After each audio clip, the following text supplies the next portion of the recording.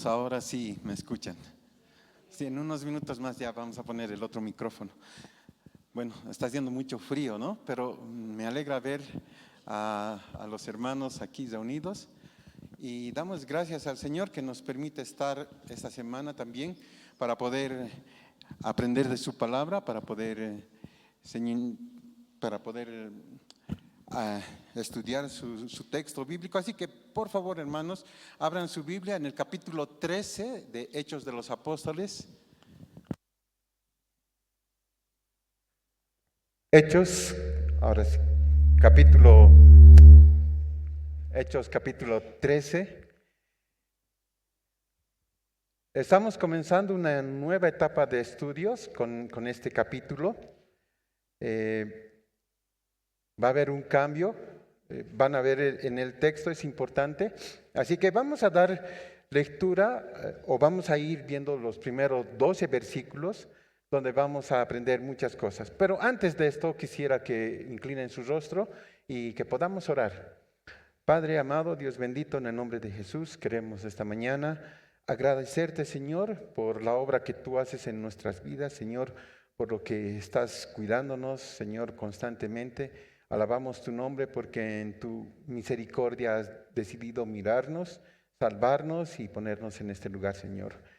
Gracias, Padre. Rogamos que esta mañana nos ayude, Señor, nos permitas entender lo que tienes en tu palabra para nosotros, así aprender y crecer constantemente, Señor. En el nombre de Jesús, amén. Como les decía, hermanos, hoy comenzamos una nueva etapa en el estudio del libro de los Hechos. Hasta el capítulo 12 podríamos decir que el personaje principal ha sido Pedro. Él ha estado en la mayoría de los capítulos hasta este momento, pero ahora vamos a ver a un personaje diferente, aunque ya lo hemos visto en el capítulo 9, pero lo vamos a ver ahora y durante todos los domingos que vienen vamos a estar con él, vamos a estar viajando con él y me estoy refiriendo al apóstol Pablo. Entonces vamos a ver el inicio del viaje misionero. Saben, hoy tenemos que estudiar ese inicio del viaje misionero y lo vamos a hacer de una manera dinámica, de una manera que vamos a ir viendo algunos detalles más. Vamos a embarcarnos en este viaje misionero junto con Pablo, junto con Bernabé y vamos a ver cómo ha iniciado todo esto. Así que, hermanos, quisiera que demos lectura a los versículos 1 al 12 del capítulo 13 y dice así.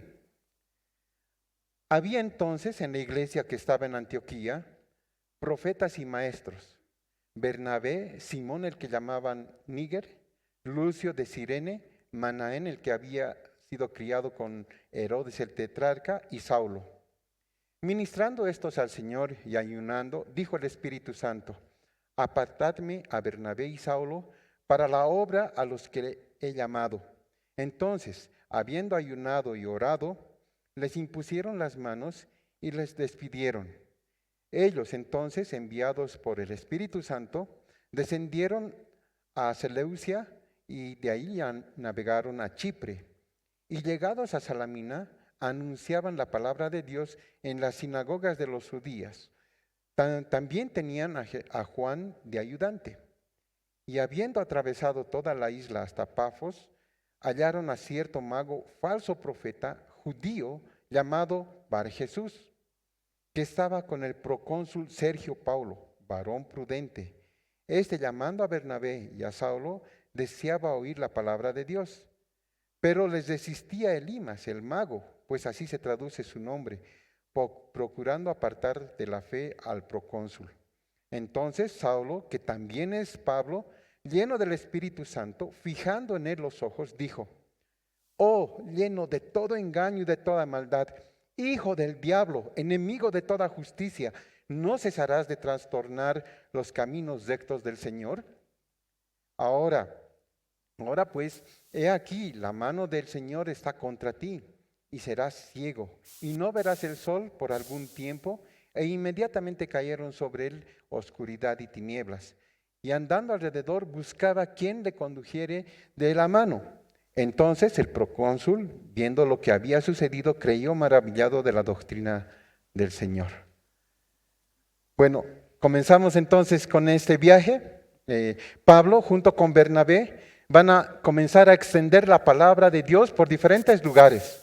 Hasta este momento, el centro principal del Evangelio, el centro principal era la iglesia en Jerusalén, ¿no? En esta iglesia en Jerusalén había descendido el Espíritu Santo en el día de Pentecostés, eso ya lo vimos, ¿no? Y todo comenzó ahí. Pero ahora, desde el capítulo 13 en adelante, el centro misionero del Evangelio va a cambiar. La iglesia de Antioquía va a tomar este lugar. Ahora, si recordamos un poco, ¿no? En Antioquía de Siria fue por primera vez donde se le llamaron cristianos a los discípulos del Señor Jesús. La primera vez.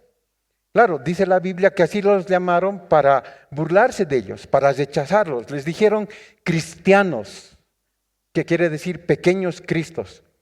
Pero los hermanos, con gozo, aceptaron ese nombre y a partir de ese momento se empezaron a identificar como cristianos.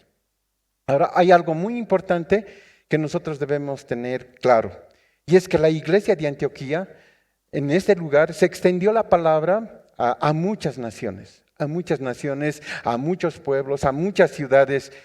Y hay tres características de la iglesia de Antioquía que nosotros debemos tomar en cuenta. Tres características. La primera, era una iglesia generosa. Ellos supieron que en Jerusalén había necesidad. Y entonces recogieron una ofrenda para enviar a los necesitados. Así que era una iglesia generosa. La segunda característica de la iglesia de Antioquía era que era una iglesia misionera. Ellos tenían en su corazón apoyar, trabajar para el proyecto de Dios. Y la tercera característica, estaban centrados totalmente, estaban preparados en la palabra de Dios y daban mucha importancia al estudio de las Escrituras. Era una iglesia sana, era una iglesia que estaba creciendo. Así que esta iglesia se estaba preocupando por extender el reino de Dios. Y saben, hermanos, es bueno, es muy aconsejable que nosotros, la iglesia, trabajemos en esa misma dirección, que podamos estudiar las Escrituras. No olviden, hermanos, estamos viendo este pasaje y es el primer viaje misionero y vamos a ver cómo el Espíritu Santo conduce, da dirección a la iglesia de Antioquía.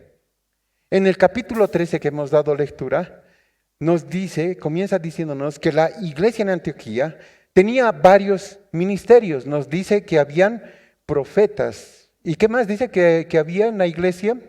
También maestros. ¿Se imaginan eso? Había profetas y maestros. Pero también nos hablan de 5 personas en este primer versículo. Estas personas estaban en liderazgo. Representaban el gobierno de la iglesia en Antioquía. ¿Quiénes estaban ahí? Pueden ver en el versículo. Estaba Bernabé, ¿sí?, el hijo de consolación. Simón, el que llamaban Níger. Lucio de Cirene. También estaba Manahem, el que se había criado con ¿quién dice? Junto a Herodes, el tetrarca. Y aparece Saulo, ¿cierto? Y saben, nosotros podríamos pasar toda esta mañana solamente haciendo el estudio de estos hermanos. Podríamos pasar todo el tiempo con ellos. Pero esta mañana yo quisiera que hablemos a grandes rasgos de otra persona, de una persona que está constantemente presente en todos los capítulos de Hechos de los Apóstoles. Él está presente en los acontecimientos que iban sucediendo. Sin esta persona, el reino de Dios no podía avanzar. ¿De quién estamos hablando? ¿De qué persona estamos hablando? Estamos hablando, hermanos, del Espíritu Santo. Del Espíritu Santo. Y digo que es una persona porque el Espíritu Santo no es un poder, no es una fuerza. Por ejemplo, hermanos, el grupo de los testigos de Jehová piensan que el Espíritu Santo es una fuerza activa de Dios. Ellos dicen es un poder. Y la verdad no es así, la Biblia no enseña eso. Hermanos, el Espíritu Santo es una persona. ¿Sí? Y tal vez, incluso puedo decir que es una persona que es muy desconocida para los mismos cristianos. Se ha hablado mucho del Espíritu Santo, pero no se estudia del Espíritu Santo. Más bien, sí, podemos estudiar de Dios el Padre, estamos estudiando del Señor Jesús, pero muy poco se pone atención al Espíritu Santo. Claro, ahora no vamos a poder hablar todo, por eso les decía que era a grandes rasgos. Ahora, hay mucha gente equivocada que piensa cosas del Espíritu Santo. Por ejemplo, algunos dicen que es una sustancia. ¿Por qué dicen esto? Porque cuando hablamos de llenarnos del Espíritu Santo, nosotros creemos que el Espíritu Santo es como una medida, ¿cierto? Tengo más, tengo menos, entonces es como una sustancia. Y no es así, hermanos, el Espíritu Santo no es así. Hay que tomar en cuenta, el Espíritu Santo no es un poder, no es una medida, no es una sustancia. Más bien, el Espíritu Santo es alguien. Es una persona, es la tercera persona de la triunidad de Dios. Es 100% Dios, eso es lo que nos enseña la palabra. Y saben, hermanos, cada uno de los que estamos en este lugar, ustedes que están sentados ahí, cada uno de nosotros, debemos darle gracias al Espíritu Santo. Debemos darle gracias a Él, porque no es por nuestra capacidad, no es por nuestra capacidad de obedecer, no es por nuestra capacidad de perseverar que podemos estar aquí. No podemos vanagloriarnos, no podemos decir qué bien que lo hemos hecho. Ya llevo 20 años en el cristianismo, otros dirán llevo 5 años en el cristianismo. No podemos decir que nosotros somos los fuertes. Hermanos, si nosotros estamos aquí, en este lugar, es porque el Espíritu Santo te ha cuidado, me ha cuidado, nos ha sostenido y nos ha guiado constantemente. Recuerda un poco, hermano, recuerda un poco, hermana, cuando tú estabas cansado, cansada, cuando estabas desesperado, querías tirar la toalla, ¿quién te ayudó? ¿Quién te guió? El Espíritu Santo. Él te dio fuerza, Él te dio ánimo, Él te dio la capacidad para estar en este lugar. Y cuando te alejaste del Señor, porque todos nos alejamos en un momento, cuando nos alejamos del Señor, el Espíritu que estaba morando en nosotros no nos dejó, no nos dejó. A veces no somos conscientes del valor que debemos darle al Espíritu Santo, no le damos la importancia real en nuestras vidas. Saben, el Espíritu Santo es una persona. El Espíritu Santo ayuda en el avance de nuestras vidas, en el avance de la iglesia y en el avance del reino de Dios. Eso es lo que hace el Espíritu Santo. Entonces vamos a ver que el Espíritu Santo, además de ser una persona, Él guía, constantemente nos está guiando. El versículo 2 dice así: ministrando estos al Señor y ayunando, dijo el Espíritu Santo: apartadme a Bernabé y a Saulo para la obra a los que he llamado. ¿Quién habló? ¿Quién dijo? El Espíritu Santo. Él habló, es una persona, ¿cierto? No es una fuerza, no es una sustancia, porque una fuerza no habla, una sustancia no habla, una sustancia no elige. Pero una persona sí habla. ¿Y saben qué dijo él? Quiero que me aparten para mí a Bernabé y a Saulo. Tengo una tarea para ellos. Ahora, ¿cómo habló el Señor? No sabemos, no dice la palabra, pero sí habló. No sabemos si fue audible, si fue al corazón de los hermanos, pero esta persona tomó una decisión. Y ahí estaban estos 5 hombres, el liderazgo y todo. Dice la palabra que ellos estaban ministrando. ¿Qué quiere decir esto de ministrar? Lo que estaban haciendo era servir al Señor. Estaban cerca del Señor. Estaban orando, estaban adorando, estaban estudiando la palabra. Estaban inclinando su oído para escuchar la voz del Señor. Y saben, hermanos, para que una iglesia crezca fuerte, sea fuerte, necesitamos esto. Necesitamos personas que ministren al Señor, que ministren a través de la oración, que ministren a través de la palabra. Entonces podemos ver que el Espíritu Santo sí habla. Y es importante, si Él habla, es muy importante que nosotros aprendamos a escucharlo. Debemos escucharle.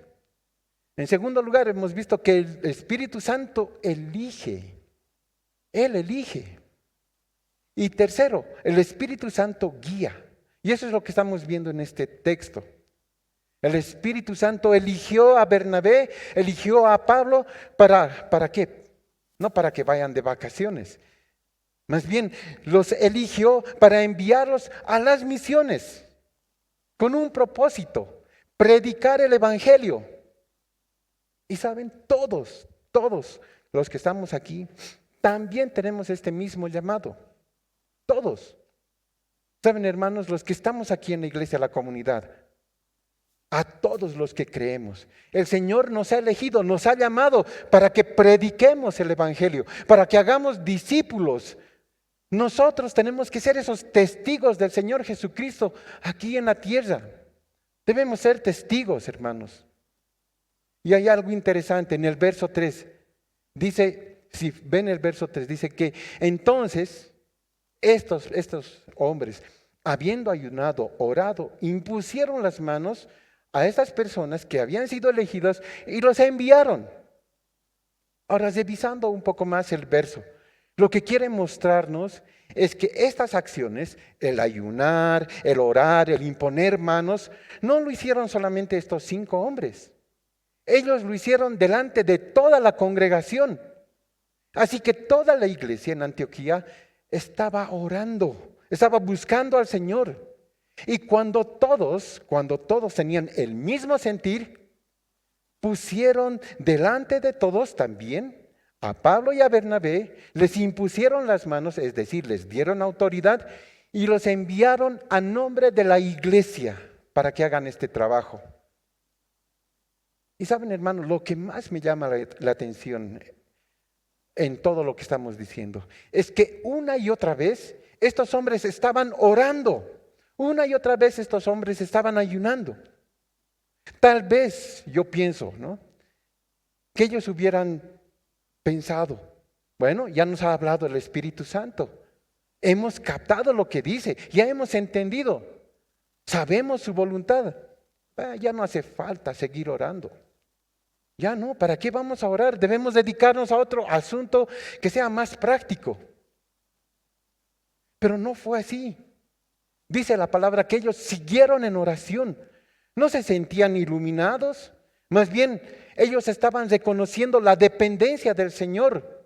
Estaban reconociendo su necesidad de encomendarse a Él cada paso que ellos daban. Por eso estaba así la iglesia. Hermano, ¿cómo vives tu dependencia del Señor? ¿Cómo estás viviendo? ¿Reconoces la necesidad de estar centrado en Él? O tal vez preguntas una vez y luego te desentiendes. Le dices, Señor, ¿qué quieres que haga? El Señor te responde y dices, bueno, yo ya sé lo que quiere el Señor. Pero no sabes ni cómo puedes realizar eso que te ha encomendado. ¿Cómo estás viviendo, hermano? ¿Saben? Constantemente debemos buscar la dirección, la guía del Espíritu Santo. Debemos buscar cuál es la voluntad de Él. Claro, y después de conocer la voluntad de Dios, debemos pedir que nos dé luz, que nos dé fortaleza, que nos dé capacidad para cumplir lo que Él está pidiendo a nuestras vidas. El ser humano vive completamente perdido. El ser humano está desorientado, vive en este mundo, pero confundido. Sufren. ¿Saben por qué sufren? Porque se dejan guiar por sus pensamientos. Sufren porque se dejan guiar por su corazón. Escuchan más a su corazón y no a Dios. Pero la Biblia dice claramente que el corazón del hombre es engañoso, que el corazón del hombre es perverso, más que todas las cosas. Entonces la gente sufre porque están escuchando las voces de la sociedad, están escuchando las voces de la cultura, están a veces escuchando la voz del enemigo. Pero nosotros, los que estamos aquí, nosotros hermanos, El Señor Jesús nos ha hablado. El Señor Jesús nos ha hablado. Tenemos aquí dentro a alguien que nos guía. No necesitamos de escuchar fuera. Tenemos a la tercera persona de la Trinidad viviendo en nosotros, que nos guía. Él mora, vive en nuestro interior. Saben, debemos pedir su guía constantemente. Y Él nos va a guiar, seguramente que Él nos va a guiar a toda verdad. Estoy seguro. El versículo 4 y 5, vean lo que dice. Ellos entonces, enviados por el Espíritu Santo, descendieron a Seleucia. Y de allí navegaron a Chipre y llegados a Salamina anunciaban la palabra de Dios en las sinagogas de los judíos. También dice que tenían a Juan como ayudante. Entonces, así va a comenzar esa gran aventura.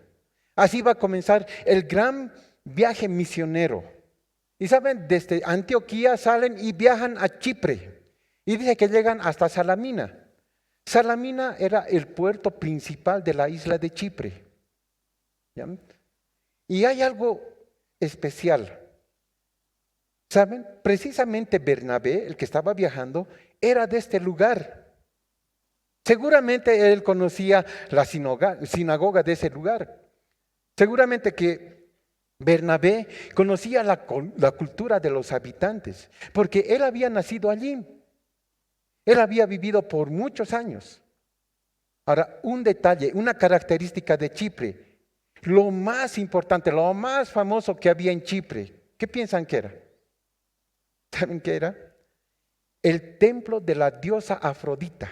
Eso era lo más importante que había en Chipre. ¿Y saben lo que hacían en este templo, hermanos? ¿Saben lo que hacían en este templo?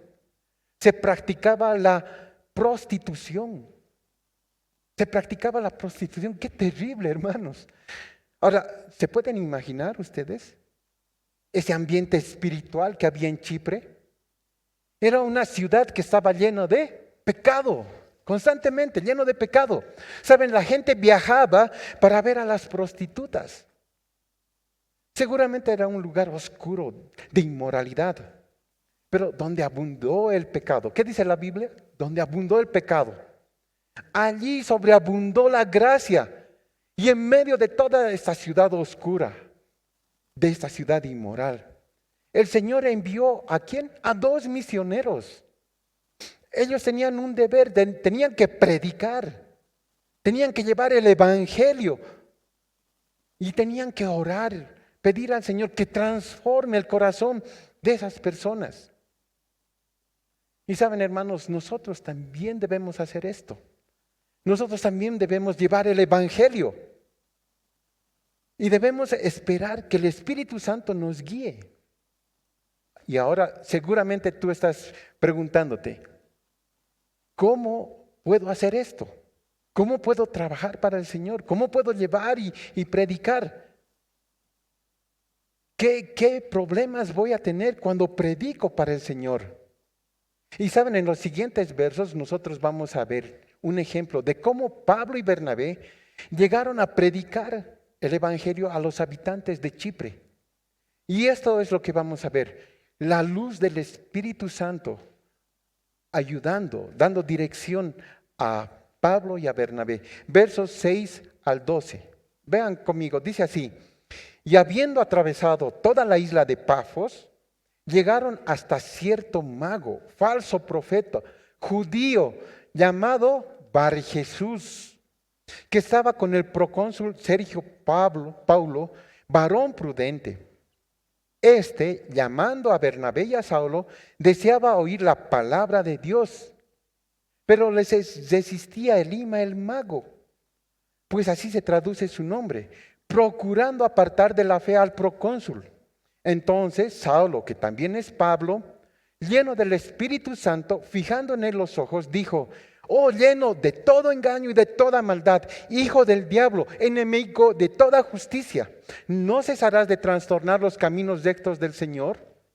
Ahora pues he aquí la mano del Señor está contra ti, y serás ciego y no verás el sol por algún tiempo. E inmediatamente cayeron sobre él oscuridad y tinieblas. Y andando alrededor buscaba a quien le condujese de la mano. Entonces el procónsul, viendo lo que había sucedido, creyó maravillado de la doctrina del Señor. Hasta aquí hemos visto la guía del Espíritu Santo. Él hablando, Él diciendo, Él poniendo, Él enviando a sus misioneros. Y saben, no podemos hacer nada sin esa guía. En los primeros versos hemos visto esto, ¿no? Que había gente, que había creyentes que estaban buscando el rostro del Señor. Entonces el Espíritu Santo, hablando, eligiendo, envió a estos hombres. Necesitamos de la guía del Señor. Necesitamos que Él nos dé dirección en cualquier decisión que vamos a tomar. Pero también lo que estamos viendo, necesitamos la luz del Espíritu Santo. Y en este pasaje es lo que nos va a presentar este pasaje. Vamos a aprender de esto en este pasaje. Claro, también nos ha mostrado a dos personajes más, a dos hombres más. Nos ha presentado a dos nuevos hombres en el texto. Pero como hemos dicho, no es importante Bernabé, no es importante Pablo, no son importantes estos dos hombres con los que continúa la historia. Uno de ellos, ¿quién era? Dice que era un mago, que era judío. Y el otro hombre era un procónsul. Y por un instante vamos a ver brevemente a cada uno de estos hombres para conocerlos un poco más. La Biblia dice que era un mago, que era judío. Y además era un falso profeta. El significado que tenía su nombre, Bar Jesús, era hijo de Dios, hijo de Jesús. Ahora, qué lindo nombre, ¿no? Bar Jesús. ¿Cuántos no quisiéramos tener ese nombre? Hijo de Jesús. Pero, ¿saben, hermanos? Lo único bonito que tenía este hombre era ese nombre, era su nombre. Lo único bonito que tenía este hombre.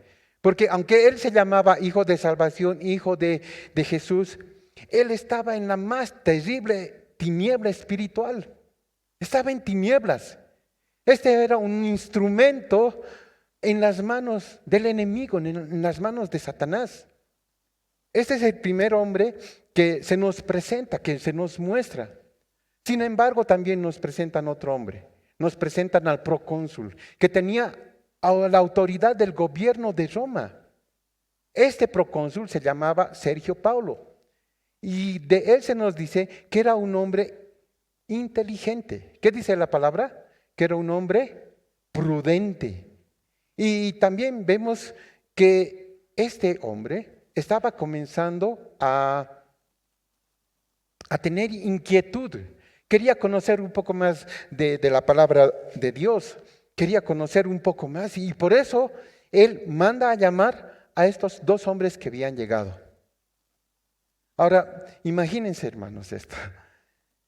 Llegan los dos predicadores, los mandan a llamar. Ellos están por ir donde el procónsul, pero hay alguien que se va a oponer. Ahora, una de las cosas que nosotros conocemos a muchas personas que tal vez están preguntando, tal vez están como Sergio Paulo, que quieren conocer un poco más del Señor. Tal vez tú le has mostrado una canción cristiana, le has dicho, mira, esto es lindo. Tal vez esa persona te ha dicho, por favor, pásame la dirección de tu iglesia, tal vez algún domingo pueda ir. Hay personas que quieren conocer del Señor, que muestran esa inquietud. Y Sergio Paulo era uno de estos hombres que estaba queriendo conocer al Señor, que estaba queriendo conocer a este hombre, a nuestro Dios. Quería conocer, tenía esa inquietud espiritual. Claro, los mandó a llamar, mandó a buscarlos para escuchar la palabra de Dios. Y Pablo y Bernabé comenzaron a predicar, comenzaron a enseñarles las escrituras. Pero como ya sabemos, hermanos, nosotros, cuando el reino de Dios está avanzando, ¿qué es lo que sucede? ¿Qué es lo que viene inmediatamente cuando el reino de Dios está avanzando? Sí, viene oposición. Viene oposición. No sé si te ha pasado, hermano, no sé. Pero cada vez que quieres hacer la voluntad del Señor, siempre viene oposición. Ahora, la pregunta es, ¿estás predicando? ¿Estás enseñando la palabra? ¿Estás haciendo discípulos? La pregunta es, ¿cuánta oposición tienes en tu vida? ¿Cuánta? ¿Mucha? ¿Poca? ¿Tal vez ninguna? Si tú no tienes una oposición en tu vida, quizás es porque no estás haciendo mucho por extender el reino de Dios. Tal vez no estás predicando. Porque saben, hermanos, si nosotros nos proponemos trabajar, si nosotros nos proponemos esforzarnos, extender el reino, predicar, te garantizo, hermano, que vas a tener problemas. Te garantizo que va a haber oposición en tu vida. Te garantizo eso. Entonces, hermanos, nosotros vemos que la luz del Evangelio estaba a punto de entrar en Chipre, ¿cierto? La luz del Evangelio estaba a punto de entrar en el corazón ¿de quién? De Sergio Paulo. Y no debemos olvidar que Dios mandó a estos siervos. El Espíritu Santo los eligió y los envió a Pablo, a Bernabé y a Juan Marcos. Sin embargo, así como Dios envía, el enemigo también tenía su siervo. El versículo 8 dice, pero les resistía Elimas el mago. Es el mismo Bar Jesús. Ya, es el mismo. Elimas el mago, pues así se traduce su nombre. Él estaba procurando apartar de la fe al procónsul. Hasta ese momento el cristianismo se había extendido por muchos lugares. Claro, Sergio Paulo, este procónsul, escuchó esto, escuchó que llegaban para predicar y los llamó. Él quería escuchar, estaba aceptando la palabra de Dios. Pero, ¿cuál era el temor de Elimas? ¿Cuál era el temor de Elimas? Él decía, si el procónsul escucha, si el procónsul acepta la palabra de Dios, si abraza a Cristo Jesús como su Señor, ya no voy a tener trabajo. Lo que hago aquí ya no tiene sentido. ¿Quién le va a dar dirección? ¿Quién le va a guiar? Va a ser otra persona. Yo voy a perder mi trabajo. ¿Saben por qué? Porque Elimas era el consejero de este procónsul. Estaba él para guiarle, para decirle qué tiene que hacer. Ahora, lo que llama la atención nuevamente es que este hombre, este procónsul, era un hombre inteligente, era un varón prudente. Eso es lo que me llama la atención. Pero ¿quién le aconsejaba? ¿Quién le asesoraba? Un mago. Un mago. Ahora, lo mismo pasa en este tiempo, hermanos. Hombres y mujeres sumamente inteligentes, con estudios, maestrías, doctorados, ¿saben qué miran para ser direccionados en sus vidas? Miran el horóscopo. Van y pidan ayuda a yatiris, a espiritistas, a chamanes, a los curacas. Hacen ver su suerte en la coca, en las cartas. Hombres inteligentes. Pero esa es la inteligencia del mundo. Y aunque esta gente es muy inteligente, están dejando que se les aconseje. Por otro lado, un mago, un yatiri. Es que, ¿saben? No tienen temor de Dios. No tienen temor de Dios. Ahora, volviendo al texto. Nos muestra claramente que hay personas que pueden ser utilizadas para distraer, para apartar a muchos de la fe. Elimas era uno de estos hombres. Un ejemplo, algunas personas, algunos incrédulos, son un estorbo en la vida de aquellos que están recibiendo, en la vida de aquellos que están escuchando el Evangelio. Son un estorbo, son unos enemigos. No sé si te ha pasado cuando tú estás hablando con una persona, ellos quieren saber, pero por el otro lado tú les dices, así es la iglesia, de esta manera, pero por el otro lado viene otra persona y le desvía, le dice, ten cuidado, no escuches, no vayas, no te juntes con ellos, te van a lavar el cerebro. Así les dicen. Claro, tú estás cumpliendo el encargo que te ha dado el Señor. Estás tratando de poner la semilla, tal vez en tu familiar, tal vez en un amigo. Pero te das cuenta que ese familiar, que ese amigo tiene un amigo, un primo lejano, tiene un amiguito, tiene alguien que por otro lado está intentando desviarle. ¿sí? Está intentando llevarse esa semilla que estás poniendo en su corazón. Y saben, a mí me ha pasado muchas veces que estoy tratando de influir, de afectar a una persona. Le hablo del evangelio, le invito a la iglesia, pero en esa misma semana hay alguien que viene y que le invita a otro lado, lo lleva a otro lado. No sé si les ha pasado a ustedes, hermanos. Ahora, eso está fuera de la iglesia. ¿Ustedes piensan, creen que dentro de la iglesia se puede dar esto? ¿Se puede dar lo mismo? Sí, sí pasa. Es triste, pero sí pasa. Hay muchos hermanos que están compartiendo el evangelio. Les están compartiendo las grandes nuevas de Dios a las personas. La persona responde, sí, está bien, quiero ir a la iglesia.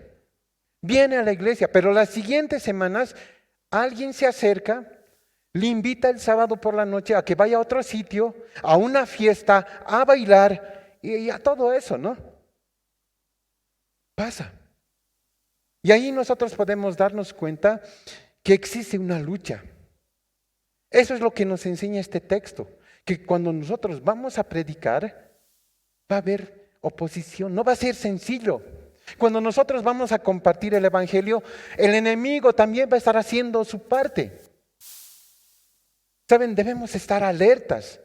No tenemos que descuidarnos, porque esto no sucede solamente en las personas que no conocen al Señor, que son incrédulos, también en la iglesia. Hermanos, este texto nos habla de que pueden desviarnos, apartarnos de la fe. Pero ¿cómo nos pueden influenciar? ¿Qué pueden hacer para apartarnos de la fe? Claro, porque si tú conoces al Señor, seguramente Él te va a cuidar. Pero es nuestro deber tener cuidado, porque hay ataque a nuestro alrededor. Y ese ataque va a ser sutil, hermanos, muy sutil. No te van a invitar, vamos a beber, vamos a bailar, vamos a salir con unas amigas, aunque seas casado, no lo van a hacer así. Porque eso es fácil de percibir, eso es fácil de distinguir. Y claro, como buenos hijos de Dios, ¿qué vamos a hacer nosotros? No lo vamos a hacer, ¿no? Sin embargo, hermanos, el ataque va a ser muy fuerte y va a ir por otro lado. Se van a acercar personas que tratarán de influenciarte, apartarte de la fe, de las cosas del Señor, apartarte de la iglesia. Un ejemplo, viene un amigo, alguien que está cercano a ti, y te invita a un viaje y te dice, vamos al lago, vamos. Ellos te van a decir, queremos compartir contigo, con tu familia, con tu linda familia en el lago. Queremos comer algo rico, vamos a tener un tiempo de descanso. Y claro, nosotros como buenos cristianos, ¿qué le vamos a decir?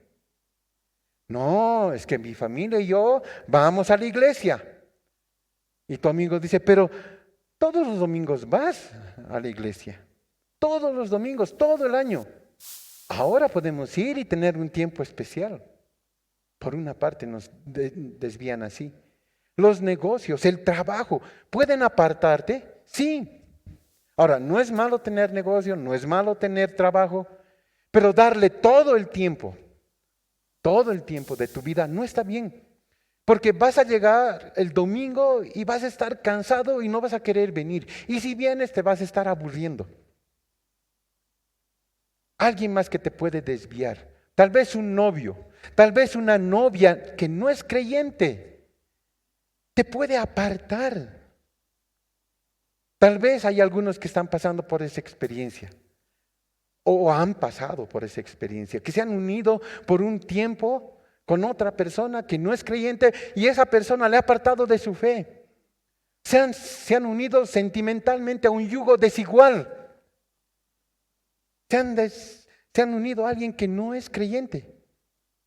¿Cómo piensan estas personas cuando tú le hablas? ¿Qué dicen estas personas cuando están en ese tipo de relación? Dicen, es que yo la quiero mucho. Ella también me quiere, me respeta. Está bien que te quiera, está bien que te respeta, pero el tema es diferente. La cuestión es que tiene que querer, tiene que amar a Dios. Ese es el punto central. Tiene que respetar a Dios. No es que ella o él me quiere a mí, me respeta, respeta mi fe. Ese no es el punto. Tiene que querer, tiene que amar a Dios, tiene que respetarlo a Él. Porque ahora te quiere, ahora te respeta. Pero quizá dentro de un tiempito más, ya no te va a querer, ya no te va a amar, ya no te va a respetar. ¿Y qué te dicen ellos? No, es que tú no sabes, tú no le conoces. Es una buena persona, sabes, estudia mucho, mucho, tiene un buen trabajo. Además, me ha acompañado a la iglesia, después me vas a recoger a la 1:15 cuando tengamos que salir de la iglesia. Y muchos deben estar pensando, pero ¿no es muy legalista esto? ¿No es muy legalista? ¿Por qué estás diciendo tantas cosas? Y sabes, hermano, tengo que decir estas cosas para recordarte que el Señor te quiere. Tengo que decir estas cosas para recordarte que el Señor te ama. Te ama tanto que ha dado su vida por ti. Nuestro buen Dios no quiere estorbar o no quiere destruir tu felicidad. No lo quiere hacer. Más bien, Él te quiere bendecir a todos nosotros. Pero mucho cuidado. A veces podemos tener a Elimas el mago muy cerquita de nosotros. Personas que nos están alejando del Señor. Hermano, tienes que buscar a alguien con quien quieras caminar el resto de tu vida. Alguien que ame a Dios y que los respete a Él. Pero si te unes, si te enamoras de un chico, de una chica que no ama al Señor, que no respeta al Señor, esa persona seguramente te va a apartar de tu fe. Y saben, hasta nuestros propios familiares pueden apartarnos de Dios. Algunos pueden estar diciendo, pero esto es radical, mi familiar, ¿no eres muy legalista? Pero, ¿saben? Pasa, sucede. Yo les cuento algo real.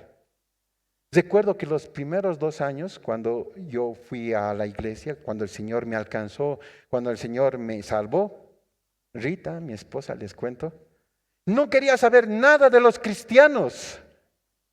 Entonces ella me decía, ya te pasas, exageras, todos los días a la iglesia, ya no vayas. ¿Comprar una Biblia? No, necesitamos comprar otras cosas. Y una cosita más te digo, cuidado que estás influyendo en nuestra hija. No quiero saber que se esté bautizando, así que prefiero que no la lleves y que no vayas. Así me decía. Pero gracias a Dios, Él fue misericordioso y la salvó. La salvó. Ahora es chistoso, ¿no? Yo tengo que decirle, deja de hablar, ya es hora, vámonos a la casa, ¿no? Y tengo que sacarla de la iglesia. Ha cambiado todo.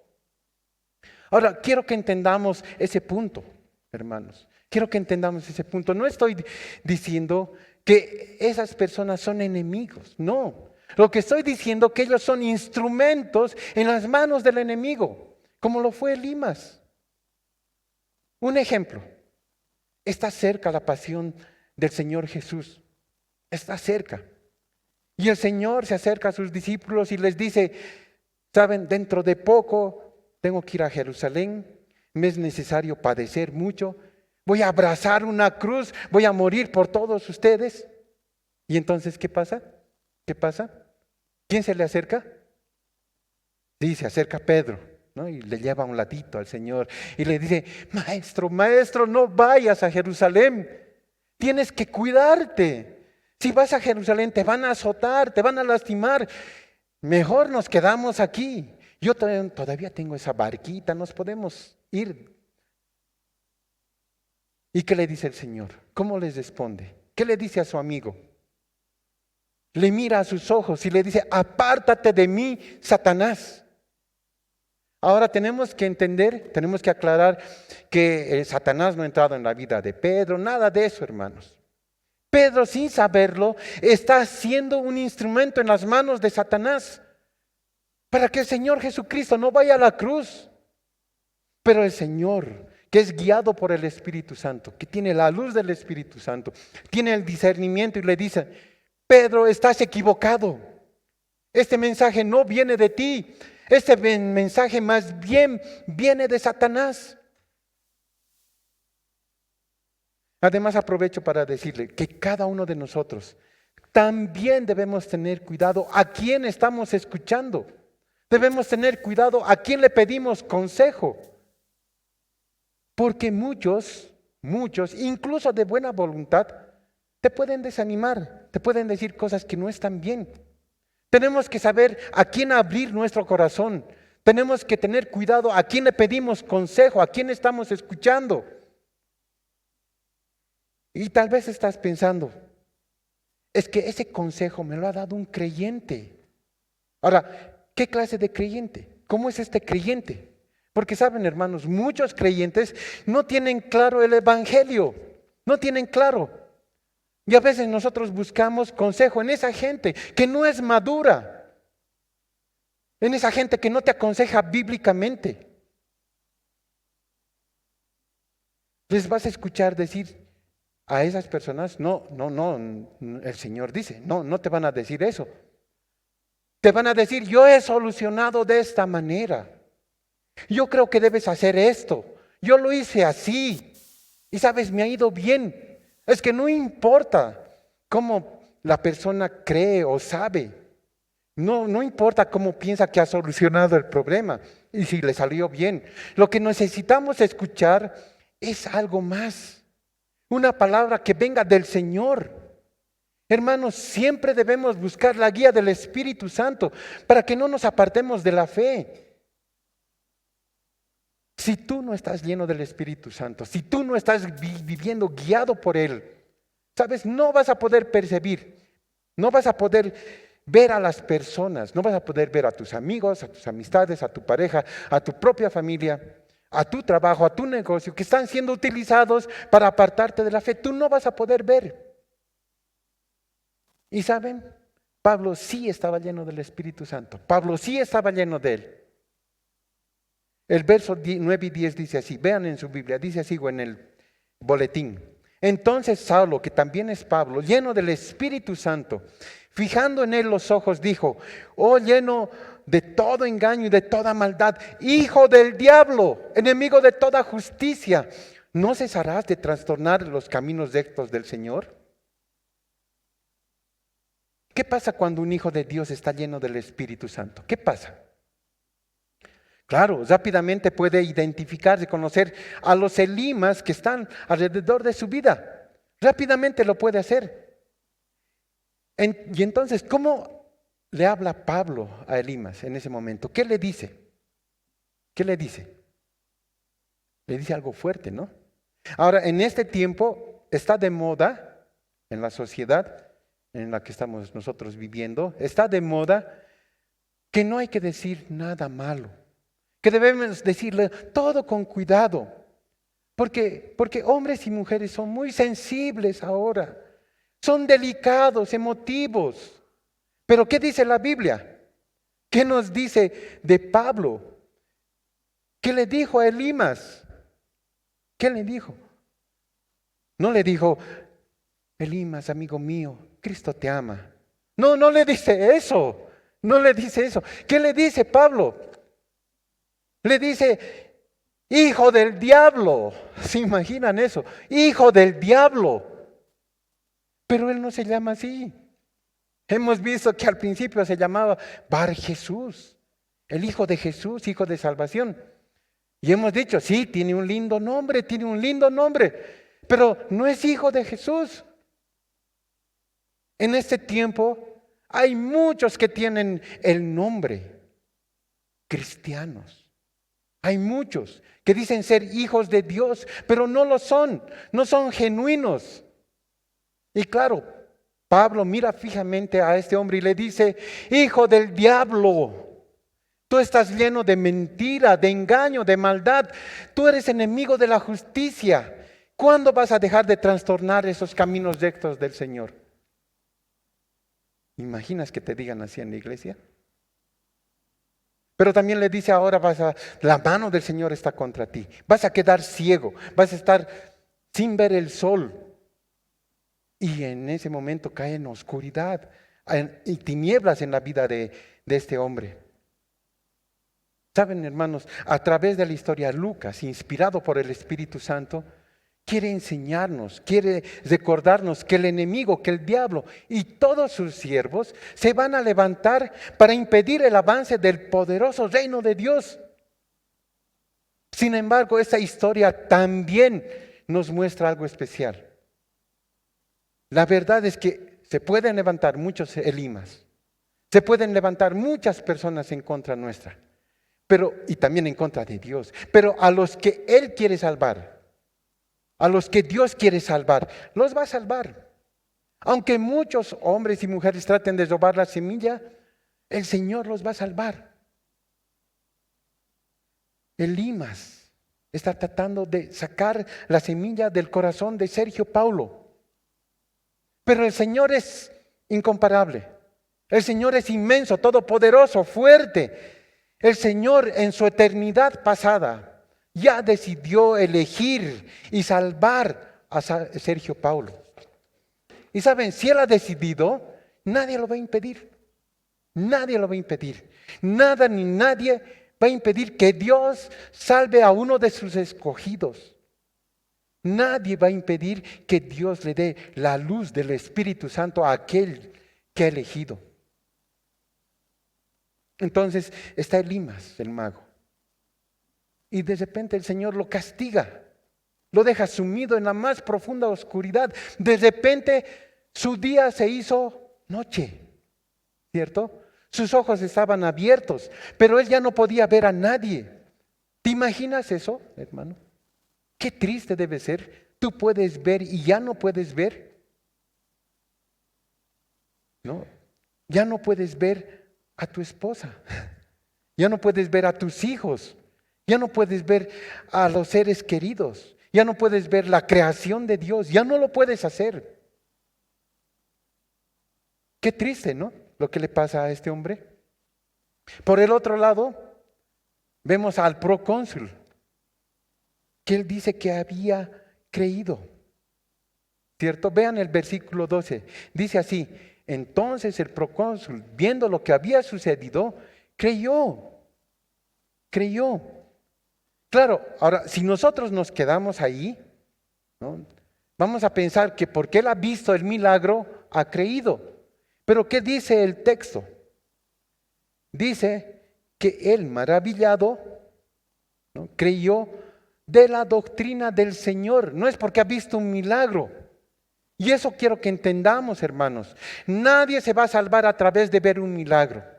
Nadie se puede salvar a través de un testimonio, aunque este testimonio sea impactante y todo eso. Tal vez a través de un testimonio sí se puede conocer algo más de Dios, de lo que ha hecho por ti. Sí se puede conocer, pero nadie se salva por un testimonio. Tampoco ninguna persona se va a salvar a través de una canción. Es que yo le dije que escuche tal. No, no se salvan así.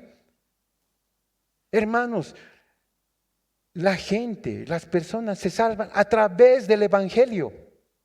La Biblia dice que la fe viene por el oír y oír la palabra de Dios. Ahora hay mucha gente que dice, cuando yo vea un verdadero milagro, yo voy a creer. Y saben, eso es mentira, completamente mentira.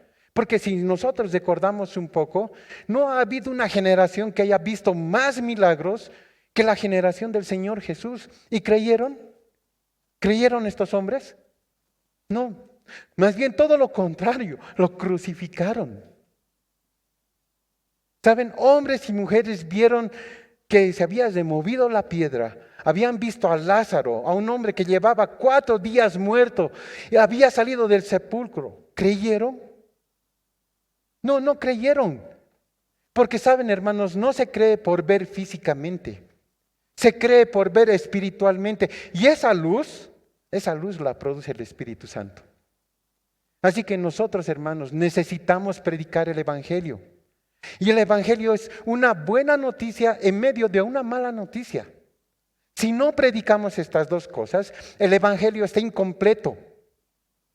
Nosotros tenemos que predicar la más grande buena noticia, que el Señor Jesús vino para salvarnos, vino para darnos fe, para darnos esperanza.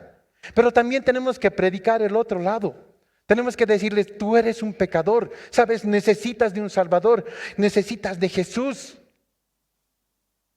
Hermanos, nadie va a clamar al Salvador porque no lo necesita. Tiene que entender que necesita de un Salvador. Ahora, si alguna vez equivocadamente nosotros hemos presentado a Jesús diciendo, Él te va a hacer feliz, no te va a faltar nada. Cuando tú estás predicando así, la persona está diciendo, bueno, dime más, dime más. Yo necesito desesperadamente de ese Jesús. Pero no es así. No debemos presentar así al Señor. Nosotros debemos presentar lo que dice la Biblia.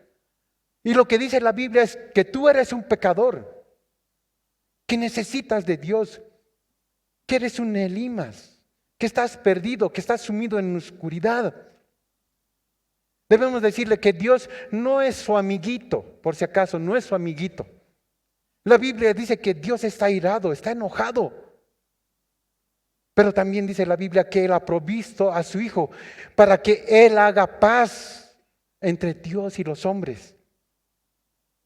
Y saben, eso había pasado con Pablo y Bernabé. Ellos estaban enseñando al procónsul acerca del Señor, lo que vino a hacer por esos pecadores. Y cuando él estaba enseñando esto, sus ojos espirituales de este procónsul fueron abiertos. El mago quedó ciego durante un tiempo. No podía ver, hemos dicho, a su familia, a sus vecinos, no podía ver a su esposa, a sus hijos. Pero saben, hermanos, hay algo más terrible. Y eso es no poder ver el rostro de nuestro Señor Jesucristo. Eso es lo más terrible. No poder ver la belleza de nuestro Salvador. No poder contemplar, disfrutar de nuestro Señor. Eso es terrible. Así que la ceguera física es terrible. Pero la ceguera espiritual es peor que esto. Dice la palabra que el Evangelio está encubierto.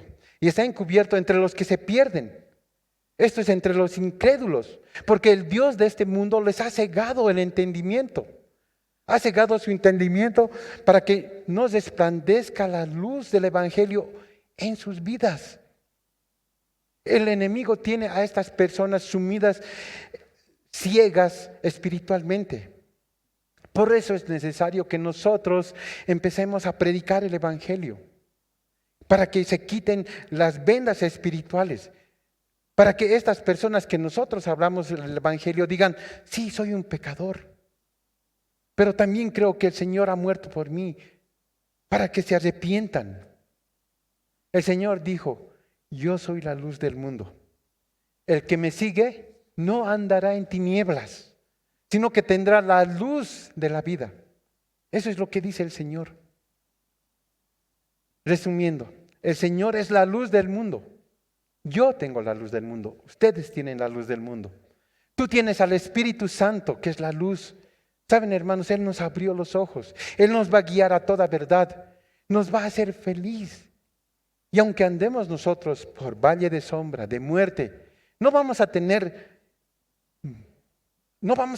ningún mal.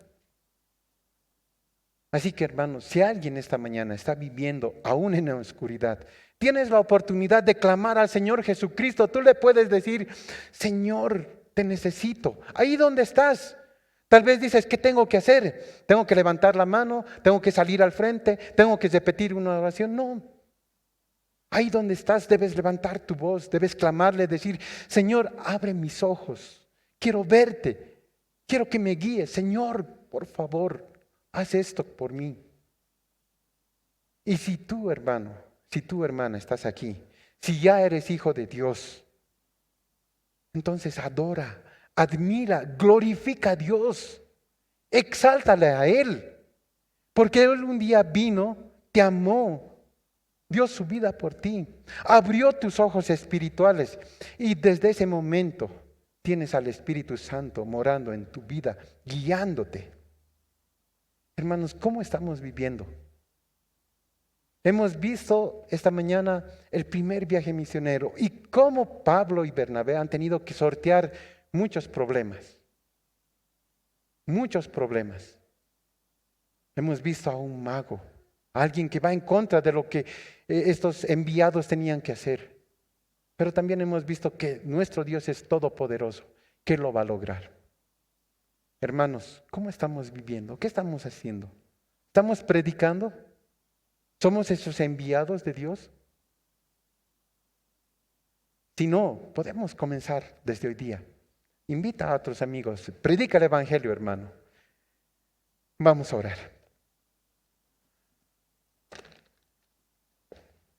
Padre, Señor amado, Dios bendito, en el nombre de tu Hijo, el Señor Jesús, queremos agradecerte por tu palabra, Señor, porque nos muestras el inicio de el viaje misionero, Señor. Y aún nosotros continuamos en este viaje, Señor. Permite que nosotros podamos proclamar tu palabra, que nosotros podamos llevar tu evangelio a aquellos que no conocen, Señor. Que también tengamos cuidado de los elimas que están en nuestras vidas. Tal vez un familiar, tal vez alguien que está cercano a nosotros nos puede apartar. Señor, ayúdanos a discernir si hay alguien así. No son nuestros enemigos, Señor, no. Pero podemos predicarles el evangelio, Señor. Ayúdanos a esto, Padre. Gracias, Señor, por este tiempo. Gracias por mis hermanos que están aquí. En el nombre de Jesús. Amén. Amén. Bueno, hermanos, les invito para el segundo culto. Vamos a tener otra prédica. Va a ser del capítulo 14. Ahora hemos visto el 13. Buenos días.